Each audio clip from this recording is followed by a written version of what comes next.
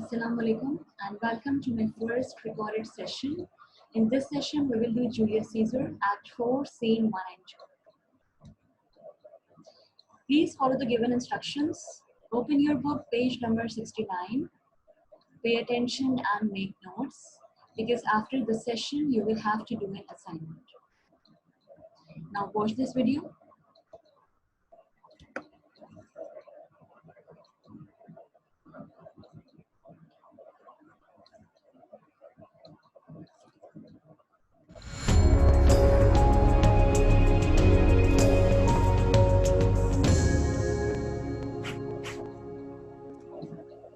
In Act 4, Scene 1 of Julius Caesar, Antony, Octavius, and Lepidus are now the three triumvirs who share power over Rome.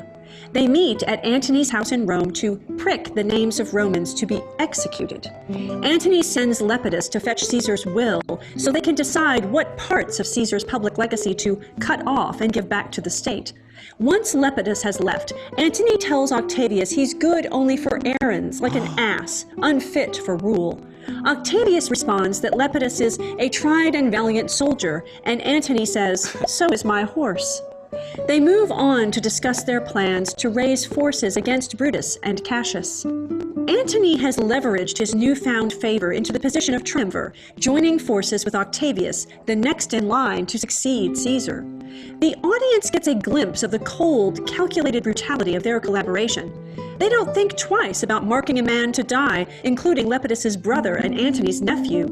Note the calculation with which Antony moves to take back the gift of Caesar's will, and the way he seeks to influence Octavius against Lepidus.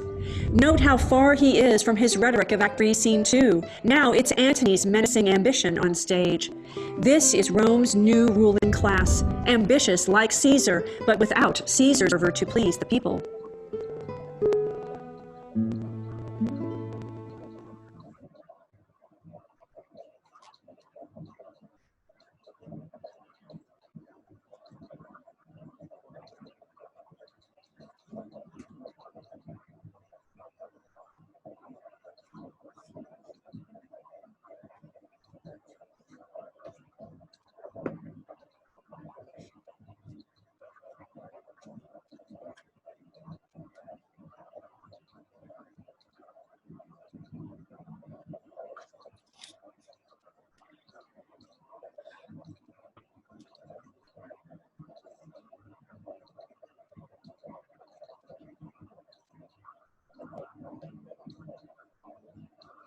Okay, now in the scene Act 4, Scene 1, before I start the scene, let me recall what we discussed in our last session.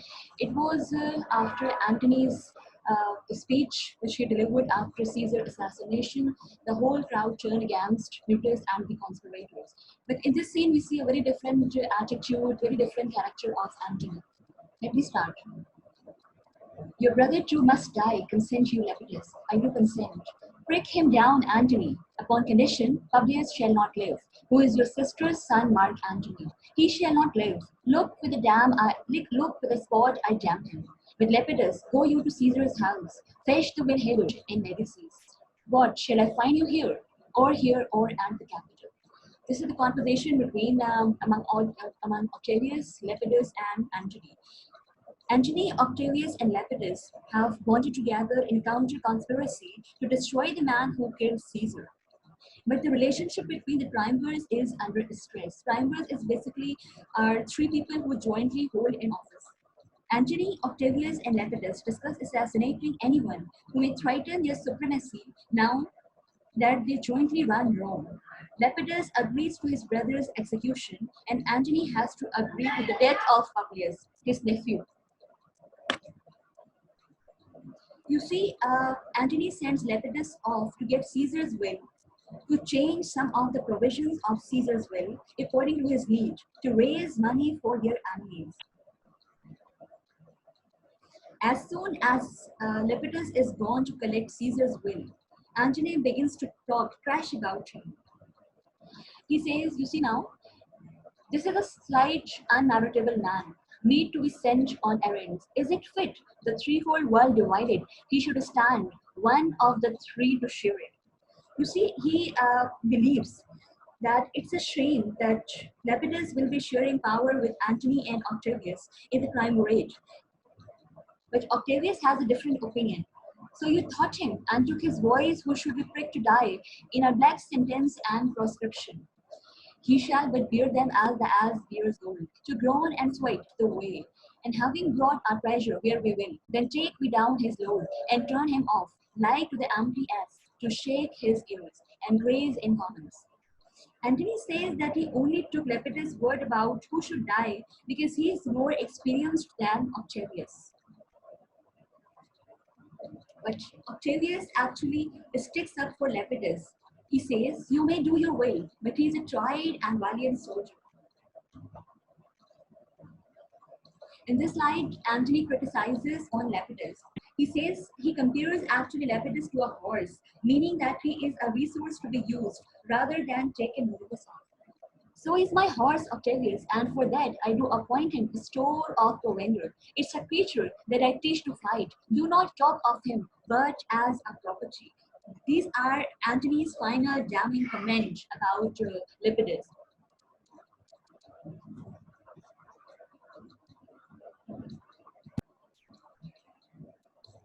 After criticizing Lepidus, Antony turns Octavius' attention towards another urgent matter. "And now, Octavius, listen great things. Brutus and Cassius are living powers. We must straight make head. Therefore, let our alliance be combined, our best friends made, our means stretched, and let us presently go sit in council in parallel Surest answer." Here, Antony and Octavius, they both agree that they must make immediate plans to combat the armies being organized by Brutus and Cassius. You see what he says. Brutus and Cassius are living powers. It means they are raising their armies, so they must advance against them. And they should let their allied troops to be united in one army. He wants to get support from their friends and make the most of their resources. Sit in council means they should decide in private in order to solve their secret problems and in order to uncover their problems. And you see, Octavius again seems very, responsive towards it. "Let us do so, for we are at the stake, and wait about with many enemies. And some that smile how he realizes that they are tied to a stake and surrounded by baying hounds, like deers in the sport of their waiting. He understands that even their friends are not their friends, but there are a lot of dangerous happenings around them." The scene ends here and we see two different things. First of all, we see a totally different face of Antony. Antony, who was a passionate friend of Caesar, a very, you see, submissive and obedient towards Caesar. He's totally turned towards a sly politician. He seems to be a very cunning and selfish kind of a person who's kicking off. Perhaps he is doing so that if anything goes wrong, so he can put the blame on Lepidus. But he doesn't want to share power with Lepidus. He just wants to share the power with Octavius. But Antony at the moment should understand that he cannot do this what he is doing to Lepidus with Octavius Caesar, because Octavius is not an ordinary person. He is Caesar's heir. He is Caesar's nephew. So if Antony tries to do the same to Octavius, he will be mistaken.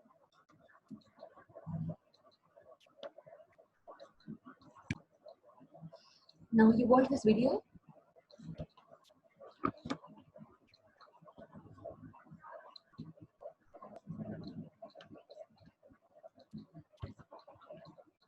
Okay, now after this video, we will discuss scene 2. In this scene, we see a strained relationship between Cassius and Brutus. The scene shifts to sadness, and just as all is not well in Antony's camp, it is the same in Brutus's as well. There is a disagreement between Brutus and Cassius. You see how it starts. "He greets me well, your master, Pancharis, in his own change, or by ill officers, hath given me some worthy cause to wish, things done undone. But if he be at hand, I shall be satisfied." Very important line which Brutus has spoken here. "Had given me some worthy cause to wish, things done undone." Wish things done undone. What has happened recently? Here he is talking about Caesar's murder. He is wishing, perhaps he's realized a mistake. It should not have happened. And he is not able to redo what he has done. And he seems quite unhappy with Cassius as well. He has done something wrong and he demands an explanation and Cassius. Whereas in your earlier exchange, Cassius accused Brutus of being aloof and distant. Now Brutus suspects Cassius' excessive politeness as a form of his underlying disloyalty.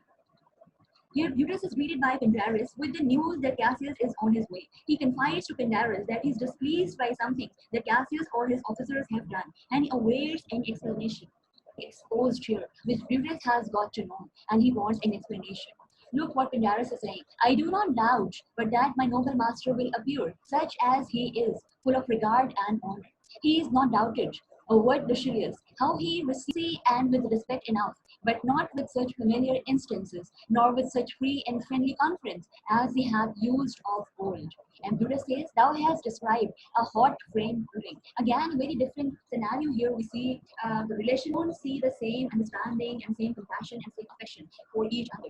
Brutus does not seem happy with Cassius, and after Lucius told him about the way Cassius has received him, Brutus, the relationship are not the same. There is a difference between the previous one and the recent ones. Now we see Cassius' complaining attitude. Cassius arrives and accuses Brutus of having done him wrong. My most noble brother, you have done me wrong. Surprised that he says that, judge me, you gods, wrong I mine enemies, and if not so, how should I wrong a brother? He is surprised that he could not even do any wrong to his enemies. How is this possible that he can do wrong his brother? Cassius, Brutus, the sober form of yours hides wrong, and when you do them, Cassius seems annoyed by Brutus' outward show of innocence and nobility, a further sign of deteriorating trust between the men. You see, they are actually fighting, and Brutus seems unhappy with Cassius' attitude, complaining attitude, and he's surprised when he heard complaints from Cassius as well, because it was Brutus who was not happy with Cassius' attitude. He wanted an explanation, and now Cassius is, you see, blaming Brutus for doing something wrong. He's quite surprised, but at the time he reacts sensibly. Cassius, be content. Speak, you grieve softly. I do know you well. Before the eyes of both our armies here, which should perceive nothing but love from us, let us not wrangle. Bid them move away. Then, in my tent, Cassius, enlarge your griefs, and I will give you audience. You see, they began to discuss the differences. The Brutus just tells Cassius to keep his voice down, saying that they must keep their disagreements private from their enemies, who should only see them united. So both men instruct their officers to lead their armies away from Brutus's tent and to let no one near until they have finished talking.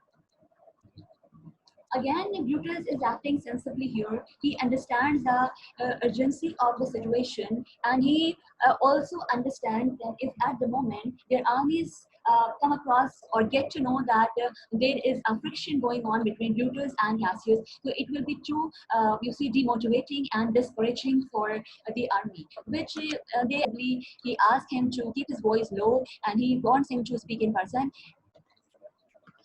He says, Cassius says, Pindarus, bid our commanders lead their charges off a little from this ground. Lucius, do you the like, and let no man come to our tent till we have done our conference. Lucius and Titus guard our door. Exequent. Everyone exits actually, because now Brutus and Cassius, they're going to speak in person. Before their armies have been moved away, and they will discuss their grievances in person. Very sensibly, Brutus is reacting here, and now we can see, we can sense the friction going on between Brutus and Cassius.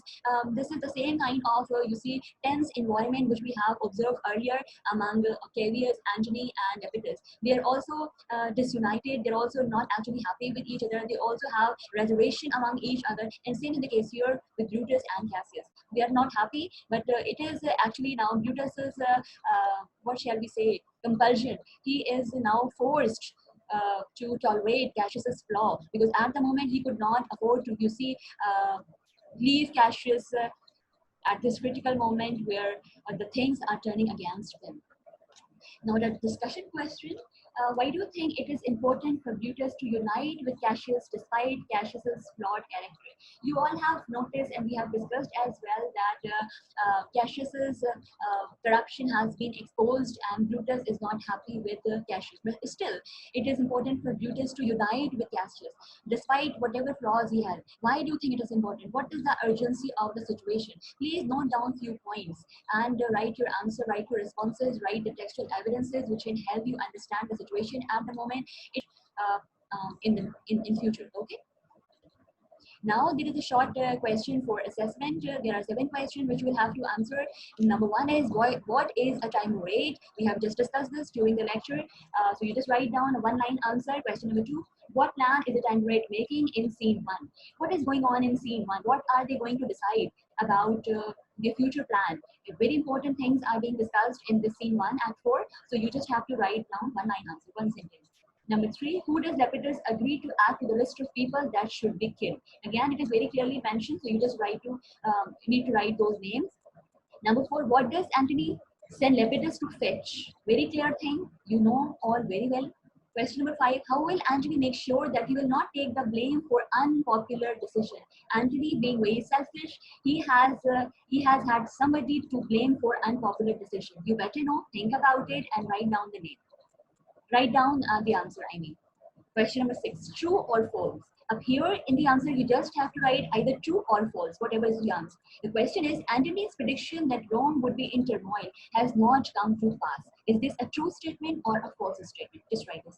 Question number 7, which character tells Brutus that Cassius seemed cold and distant in Act 4, Scene 2 of Julius Caesar? Again, very simple. We have recently discussed. Just write down the name and that's it. You please attempt all the answers in sequence. Try to write down in the spaces given. It will be a better idea because I have noticed that some people have written the answer in their copies and take the snapshot and upload it. That is also fine, but then the work seems quite untidy. Type the answer and just simply submit and jot in. That's it. Okay. I hope you have noted down the important points that will be helpful for further assessments in future. Good luck and thank you.